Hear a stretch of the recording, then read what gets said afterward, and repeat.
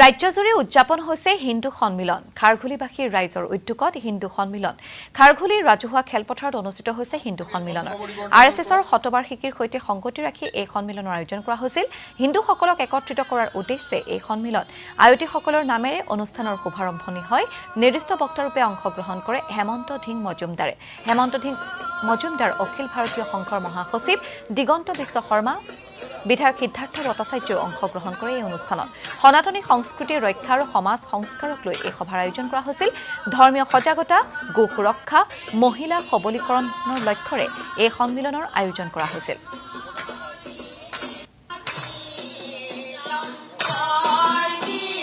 এইটো আমাৰ আজি ৰাষ্ট্ৰীয় সেৱা সংঘৰ খাৰঘুলি ৰাইজৰ উদ্যোগত আমাৰ এইটো প্ৰথম অনুষ্ঠান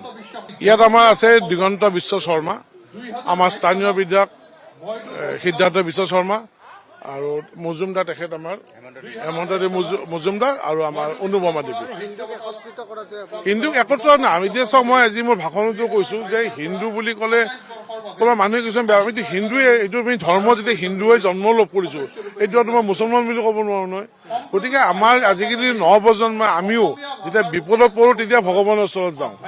এইটো আমাৰ এইটো সচৰাচৰ ডেইলি হ'ব লাগে যে ভগৱানক প্ৰে কৰাটো এইটো একো বেয়া কথা নহয় আজিকালি আমি এই যিটো আমি আপুনি চাব যদি ঈশ্বৰক প্ৰণাম কৰে আপুনি তাৰ কিবা এটা ফল পাব সেইটো আমাৰ মূল উদ্দেশ্য হ'ব লাগে আমাৰ সংঘৰ ৰাষ্ট্ৰীয় স্বয়ংসেৱক সংঘৰ শতবাৰ্ষিকী উপলক্ষে যি আমাৰ ইয়াতে হিন্দু সন্মিলন সৰ্বভাৰতত অনুষ্ঠিত কৰা হৈছে আজি সেই অনুষ্ঠানৰ লগতে সংগতি ৰাখি আজি আমি ইয়াতে হিন্দু সন্মিলন আয়োজন কৰা হৈছে ইয়াতে আমাৰ গোটেই খাৰগুলিবাসীকে ধৰি উজান বজাৰ শিলপুখুৰী খাৰগুলিকে আদি কৰি এই গোটেই দাঁতিকাষৰীয়া অঞ্চল সকলো ৰাইজে মিলি আজি ইয়াতে হিন্দু সন্মিলনত সকলোৱে সমবেত হৈছে লগতে আমাৰ ইয়াৰে উদ্দেশ্যটো চাগে ইয়াৰ আগতে বক্তাই ক'লে যে কি উদ্দেশ্যৰ কাৰণে আমি ইয়াতে আজি হিন্দু সন্মিলন কৰিব লগা হৈছে বিশেষকৈ আমি আমাৰ যি নতুন প্ৰজন্ম ওলাই আহিছে তেওঁলোকক আমি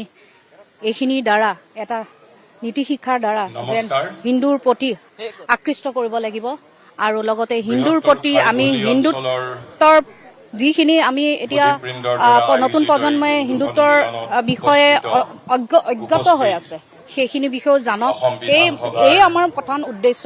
আমি সকলো হিন্দু একত্ৰিত হ'বলৈ হ'ল একত্ৰিত হৈ আমাৰ হিন্দুৰ প্ৰতি জাতিটোৰ প্ৰতি সকলো দায়বদ্ধতা যেন শিকে তাকে উদ্দেশ্যে আমি আজি ইয়াতে সকলো ৰাইজ এই দাঁতিকাষৰীয়া অঞ্চলৰ ৰাইজ আহিছে আহি ইয়াতে সমবেত হৈছে আৰু ইয়াতে আমাৰ বক্তাসকলে তেওঁলোকৰ বক্তব্য ৰাখিব তেওঁলোকে আমাক